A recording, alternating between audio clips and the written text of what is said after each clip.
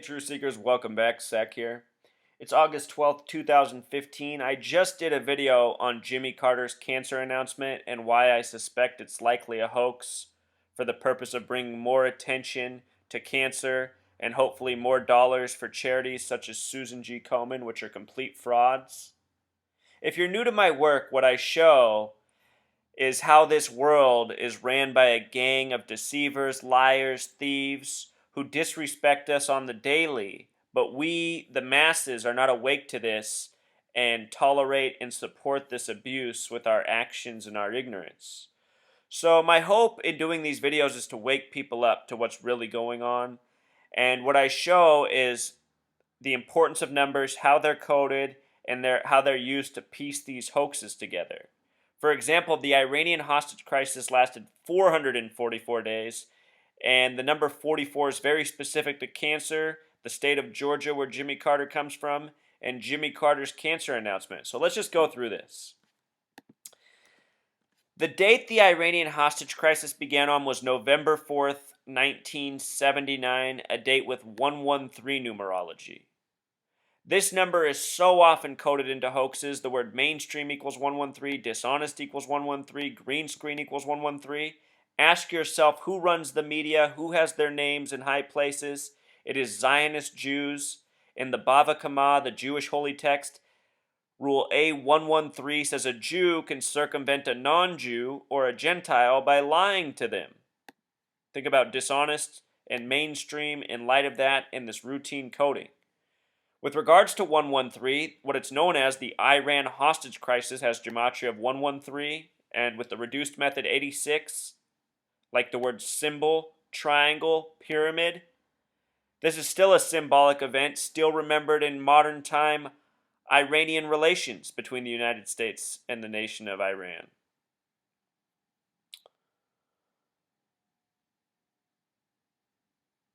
So Jimmy Carter hails from the Georgia, the fourth state in order of statehood. Georgia, one of only two states with a gematria of 44. Fourth state, 44. Jimmy Carter's from there, 444-day Iranian hostage crisis.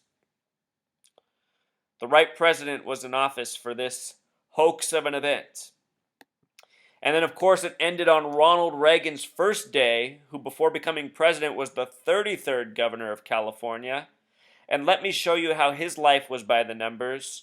Just as I'm sure when Jimmy Carter dies, we'll see how his birth and death corresponded, because this is true of so many celebrities, including Ronald Reagan, which we're about to look at. Ronald Reagan, 40th president, 33rd governor. Notice that Ronald Reagan was born February 6th, 26. That is a God number. He also died on June 5th, which is the 156th day of the year, another number connected to God. Just show you this real quick, True Seeker. These numbers are of great importance to God and gematria. 26, 156, 61.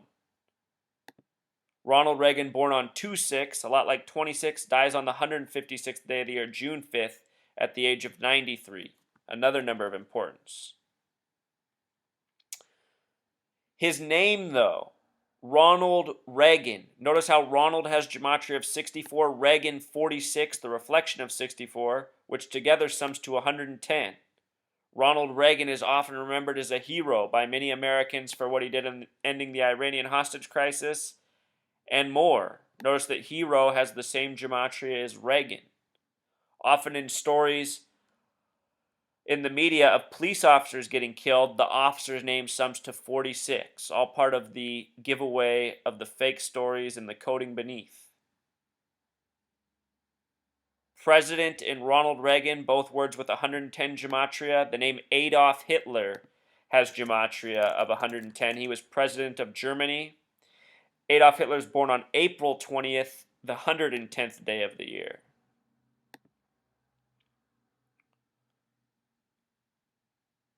Again, with regards to his birth and his death, born on February 6th, 26, a lot like God. Died on the 156th day of the year, June 5th. The movie Truman Show, named after the 33rd president, came out on the 156th day of the year. The main character, Truman Burbank, the main character played by Jim Carrey, has named gematria of 156. That movie's about playing God over people's lives, named after the 33rd president. Of course, Reagan was the 33rd governor before becoming president. 33.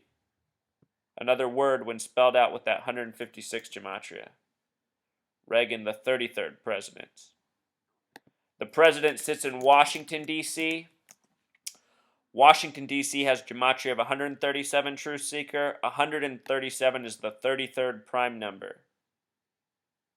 All this stuff is coded by the Freemasons. All the words, all the names we use in this nation, all highly Masonic. Out of the 50 states, only three have 33 names. Of the 50 states, the first and last, Delaware, Hawaii, and the sixth state, Massachusetts. The numerology of 33 is 3 plus 3 equals 6. And also, just think about this, Truth Seeker. In the history of California, since Reagan, they've had another actor. Ronald Reagan was an actor before governor. They've since had Arnold Schwarzenegger, another actor turned governor, with the name gematria of 223, 322 in reverse. The synagogue of Satan equals 223.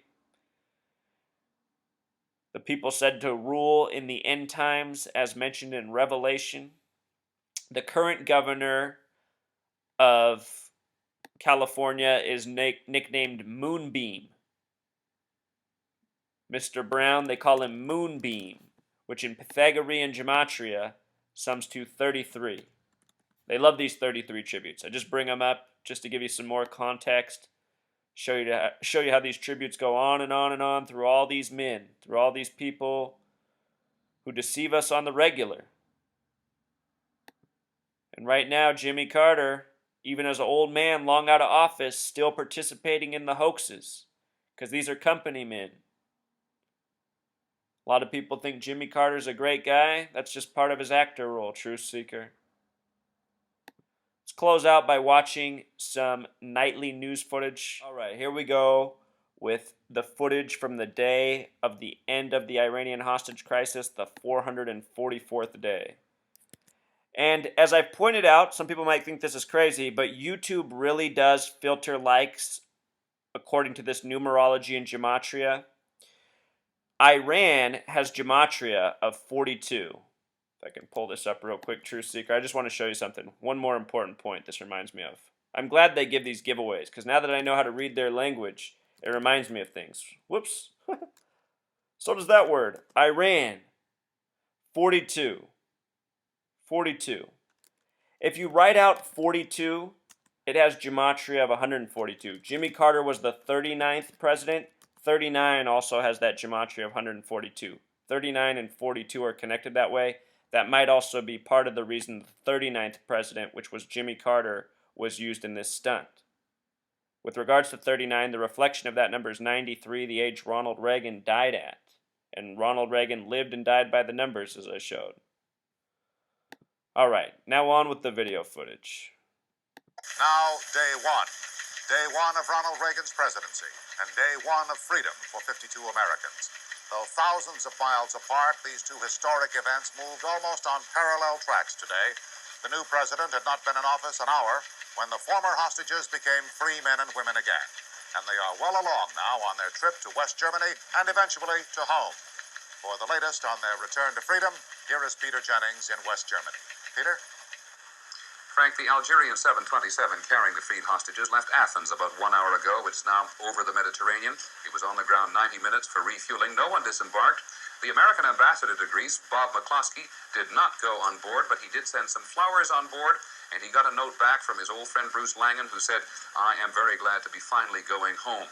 It is about a 3-hour flight from Athens to Algiers, where the former captives should arrive about 8:30 p.m. Eastern Standard Time. We've seen only 2 pictures from Tehran itself today. Iranian television did not transmit any of its coverage outside the country. We have seen 2 still photos.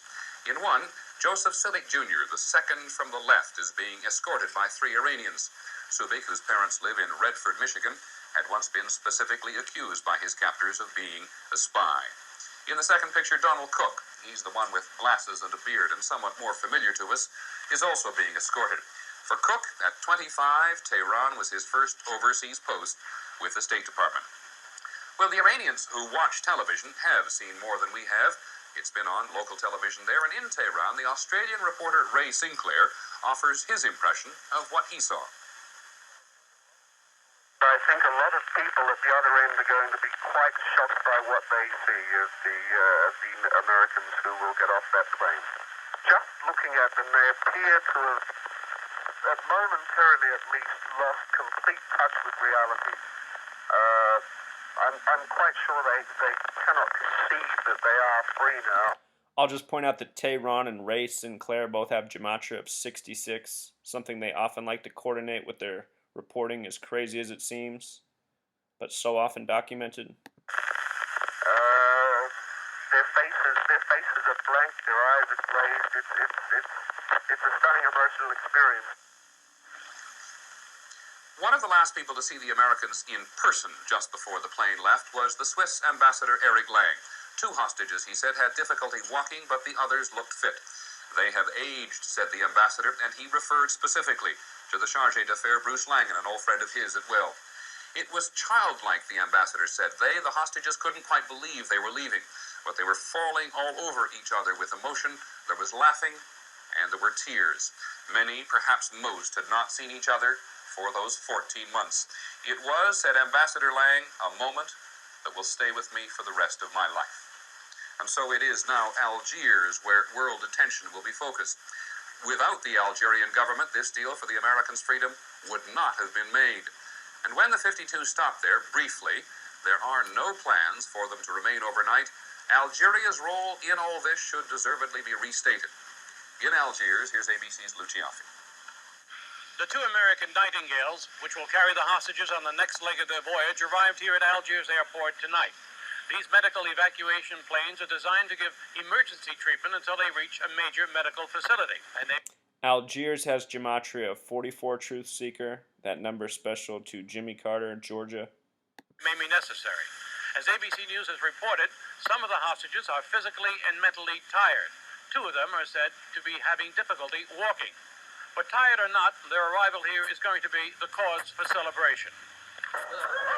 Even before the hostages arrived, the American negotiating team in Algiers held its own party, popping the corks in a couple of bottles of champagne to mark the end of a long, difficult, and often frustrating effort.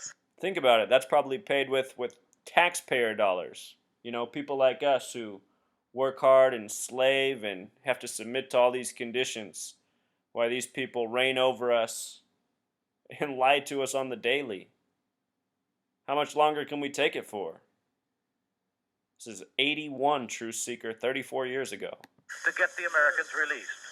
The mood of celebration was echoed by the head of the delegation, Deputy Secretary of State Warren Christopher. Just say I'm very happy. Once on the ground, the hostages will be taken to the VIP lounge at Algiers Airport for a short 1.5-hour stop to change planes.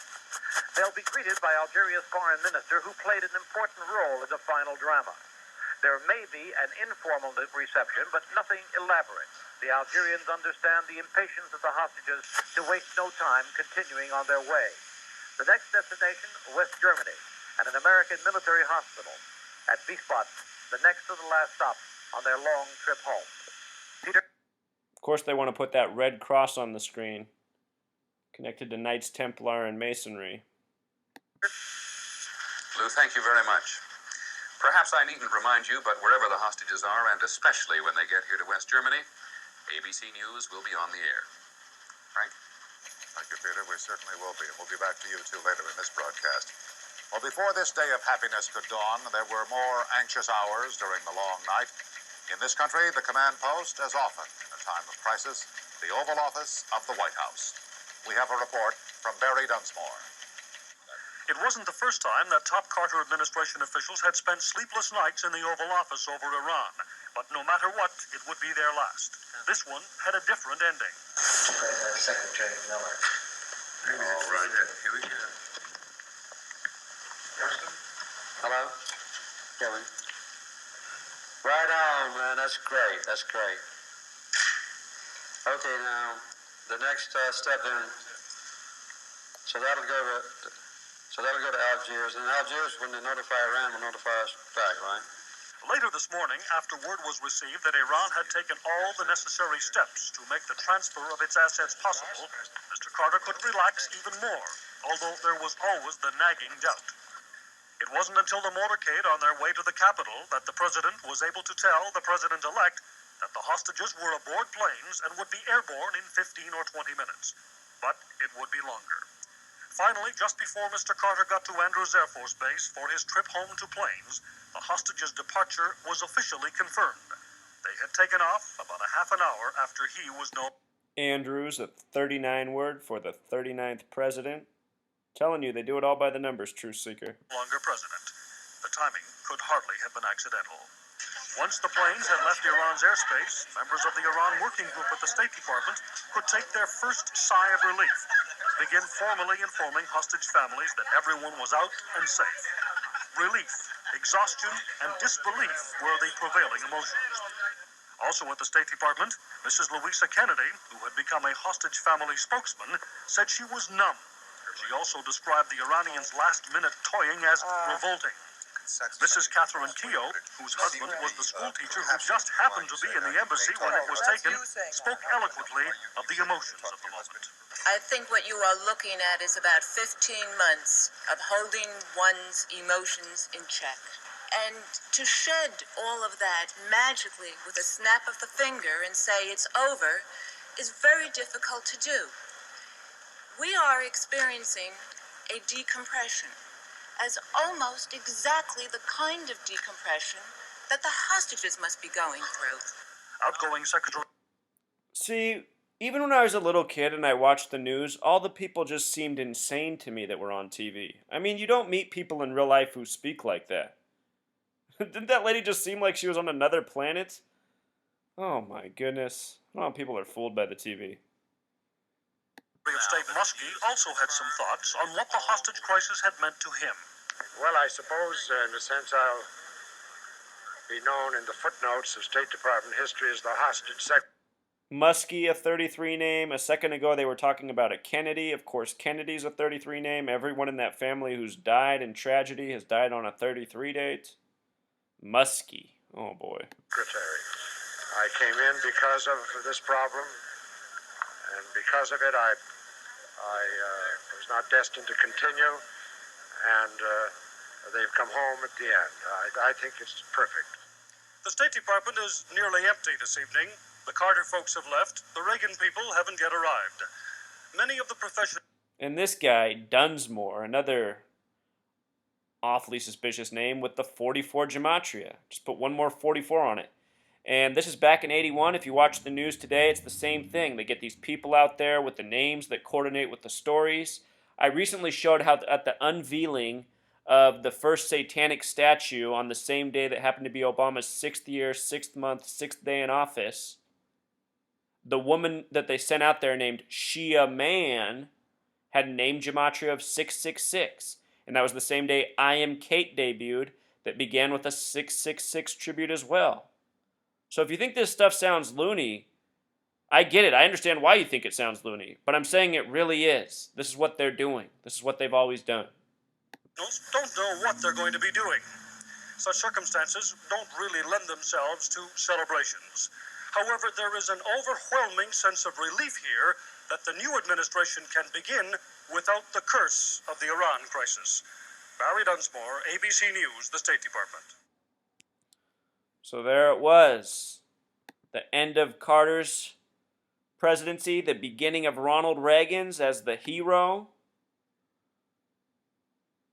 It's time to put this game to an end, Truth Seeker. Way too many years, too long. I wasn't even alive when any of that happened. All right. Until next time.